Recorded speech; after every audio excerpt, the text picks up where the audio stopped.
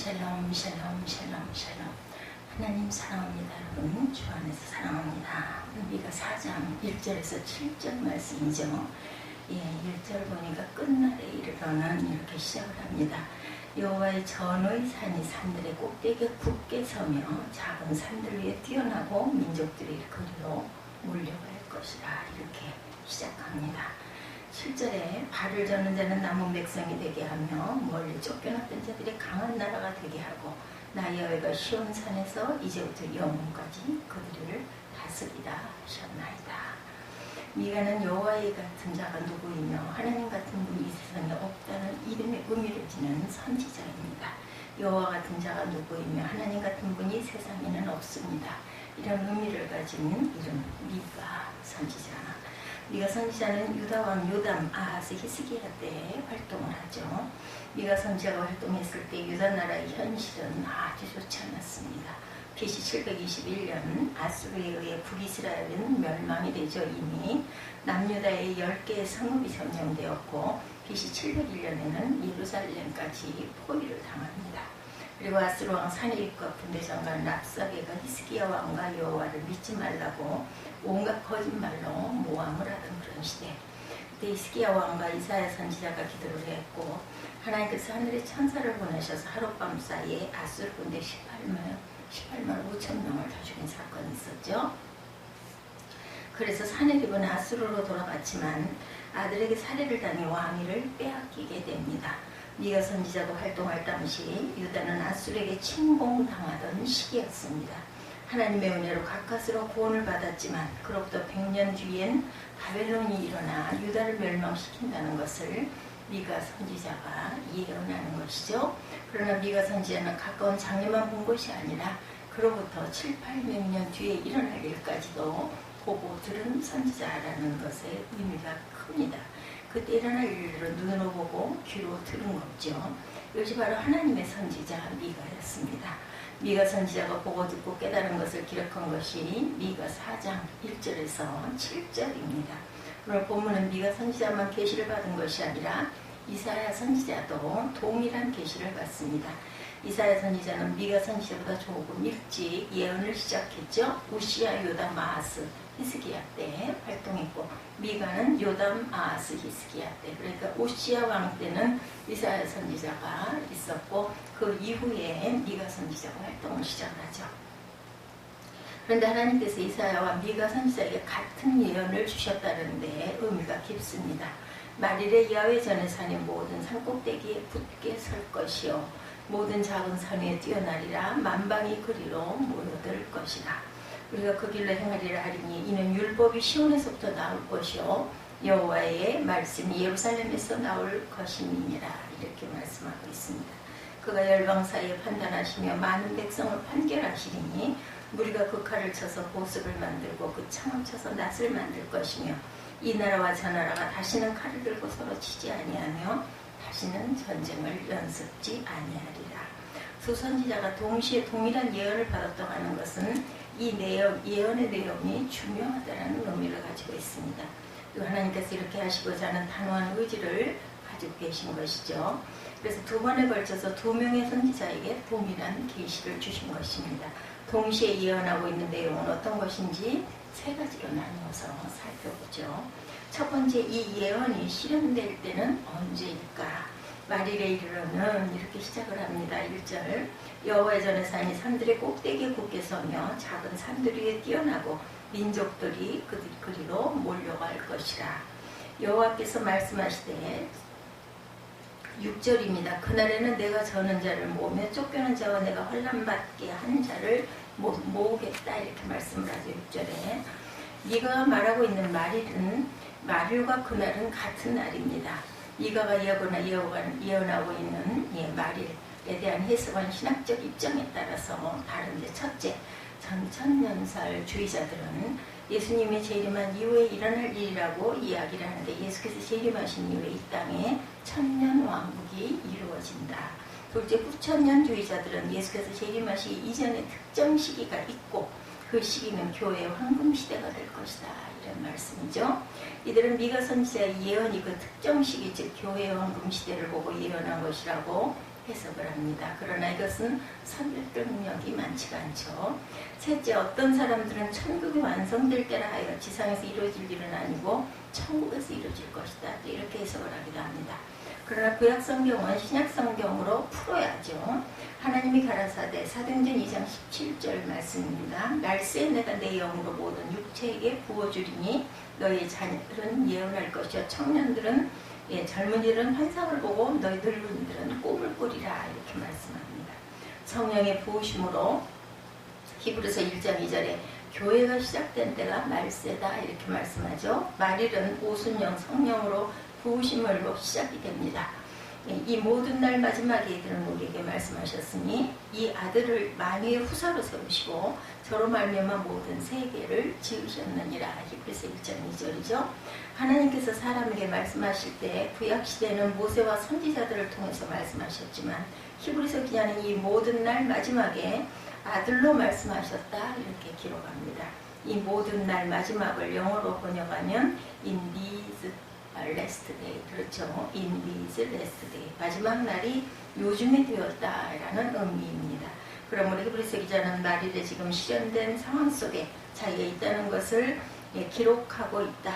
그는 창세전부터 미리 알리신 바 된 자나 이 말세의 너희를 위하여 나타내신 바 되었으니, 우리는 말세를 윤리가 타락하고 세상이 악해지는 것으로 이해합니다.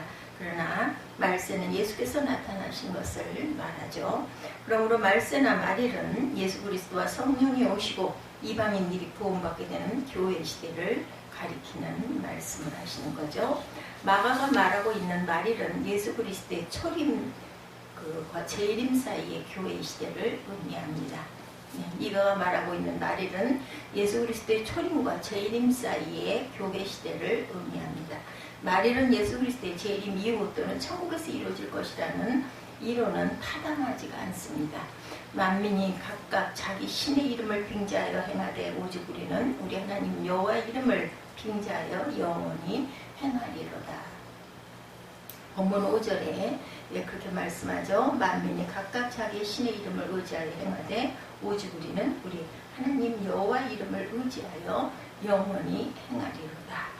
미가가 본 것, 들은 것, 깨달은 것은 그러면 무엇인가? 첫째, 미가가 본 것은 시온산이 모든 산들보다 높은 산이 된다는 것이죠.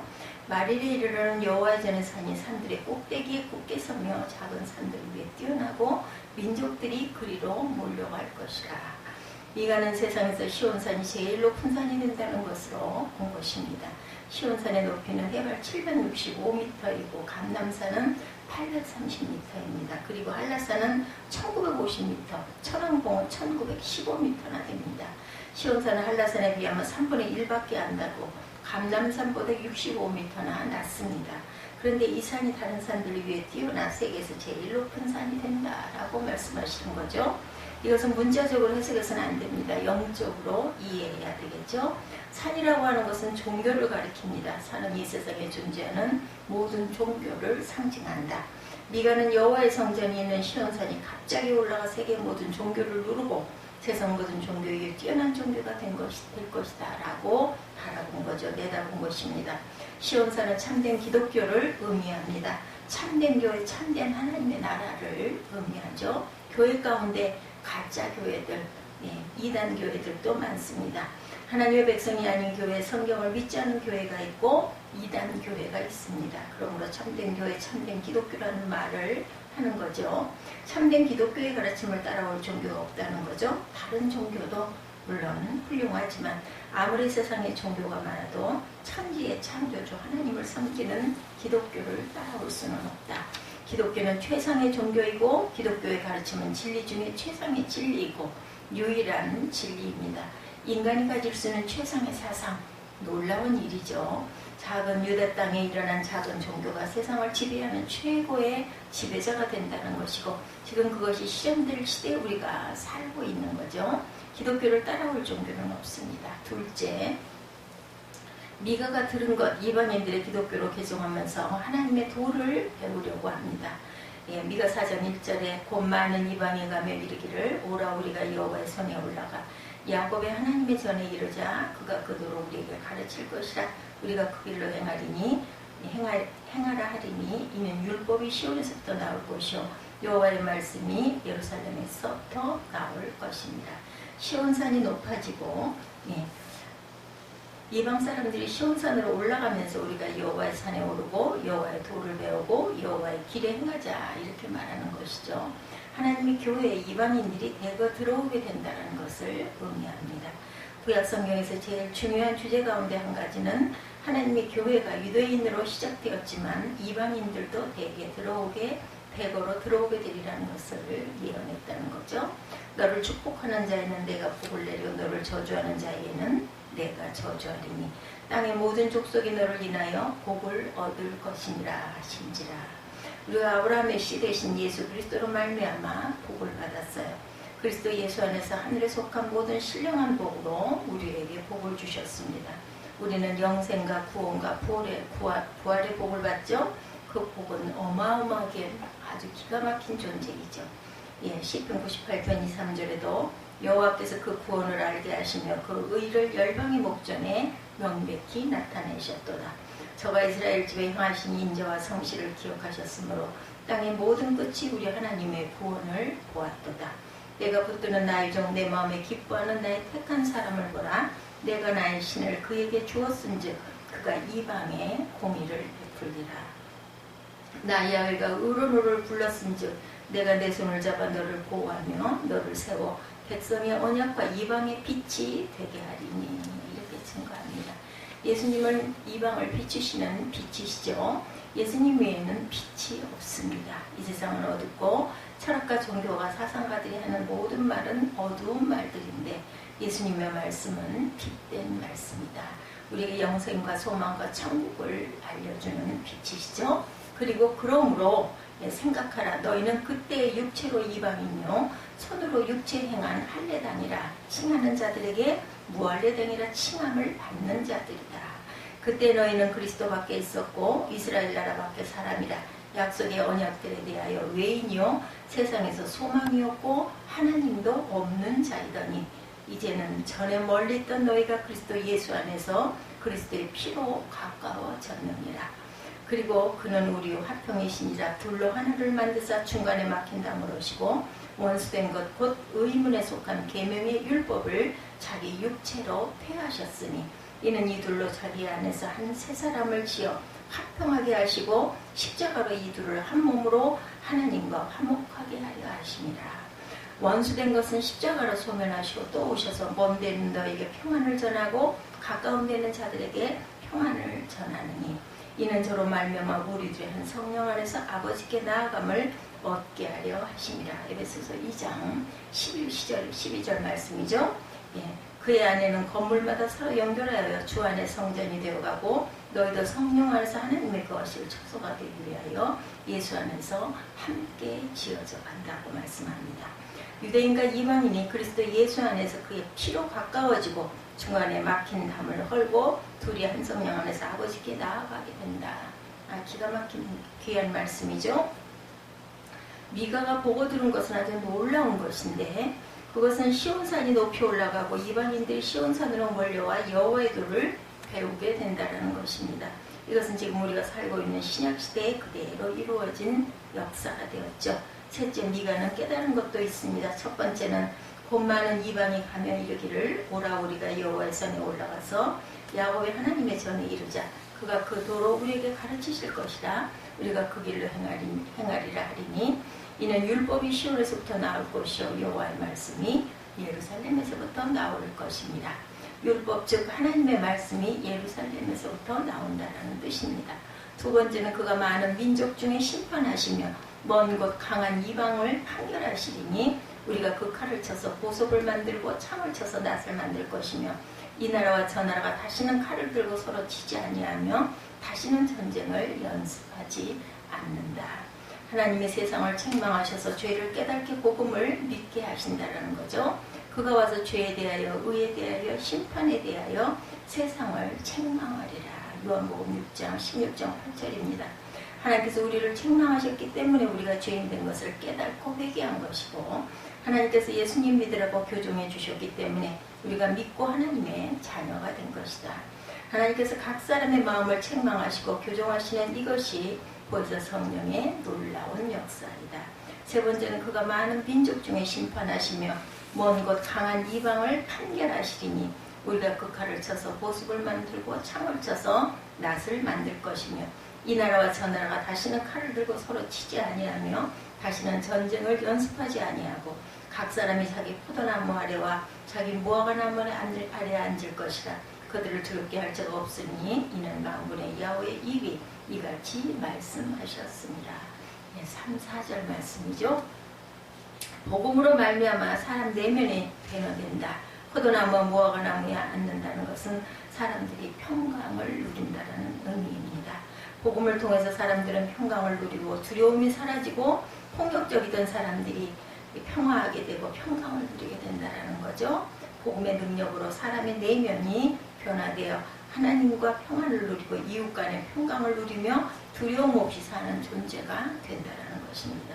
요한복음 14장 27절에 평안을 너희에게 비치느니 곧 나의 평안을 너희에게 주노라. 내가 너희에게 주는 것은 세상이 주는 것 같지 아니하리라. 너희는 마음에 근심도 말고 두려워하지도 말라. 또 오셔서 먼 데 있는 너희에게 평안을 전하고 가까운 데 있는 자들에게 평안을 전하셨다. 에베소서 2장 17절이죠. 넷째 미가 4장 6, 7절은 별개의 신탁이지만 미가가 깨달은 것을 다른 관점에서 설명하고 있습니다.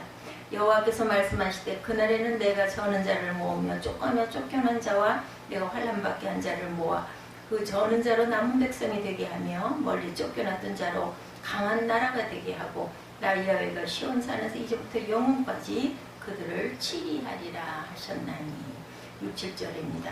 하나님께서 환난받게 한 자들을 멀리 쫓겨난 자들 노예 생활 가운데 다리를 다친 자들이 남은 자가 된다는 거예요. 유대인들이 포로가 되어 죽을 고생을 했지만 유대 나라가 망한 줄 알았지만 하나님께서는 그들 중에서 남은 백성을 두리라는 것이죠. 이 남은 백성이 복음을 받아들여서 크고 강한 나라가 되고 여호와께서 왕이 되셔서 영영토록 다스리신다라는 겁니다. 영영이 하나님께서 왕노릇 하시는 나라는 하나님의 나라 즉 교회인 줄 믿으시기 바랍니다. 교회는 유대인의 남은 자로부터 시작이 되었습니다. 유대인들 중에 제자가 된 12사도는 세상의 눈으로 보았을 때 유명하고 높은 사람이 없었습니다. 세상에서 멸시받고 천대받던 사람들이 남은 자가 되어 복음을 받아들여 하나님의 나라가 시작되고 이 나라가 점점 커져서 크고 강한 나라가 된다. 이것이 바로 교회이고 하나님의 나라입니다. 미가 선지자는 신약시대에 이루어질 하나님 나라를 본 것입니다. 하나님 나라에서 왕은 하나님이시죠. 하나님 나라가 참된 나라입니다. 오직 영원히 강성할 나라가 바로 하나님 나라이다. 하나님 나라 백성들은 복음에 대해 어떤 반응을 보였을까요? 첫째, 하나님의 도를 배우려는 정신을 가지고 있죠. 2절이죠. 곧 많은 이방인 반여 이르기를 오라 우리가 여호와의 산에 올라가 야곱의 하나님의 전에 이르자. 그가 그 도로 우리를 가르치실 것이라. 우리가 그 길로 행하리라 하리니 이는 율법이 시온에서부터 나올 것이요 여호와의 말씀이 예루살렘에서부터 나올 것입니다. 우리는 그리스도에게 배우는 사람입니다. 그러므로 우리는 예수 그리스도의 제자입니다. 우리는 예수 그리스도에게 배워야 하죠. 둘째, 하나님의 도에 합당하게 살려는 결단을 내립니다. 내가 사는 것이 복음에 합당하지 않는다면 끊어야 되겠죠. 우리는 여호와의 도를 행하고 나아가야 합니다. 셋째, 복음에 따라 행하는 삶을 영원히 지속하리라 생각하죠. 만민이 각각 자기 신의 이름을 빙자하여 행하되 오직 우리는 여호와의 이름을 빙자하여 영원히 행하리로다. 5절 말씀입니다. 여호와 하나님의 이름으로 하루 이틀 행하다 그치는 것이 아니라 영원히 행하겠다. 하나님 나라에 들어오는 이방인들은 영원히 주의 도를 배우고 행하려는 사람들입니다.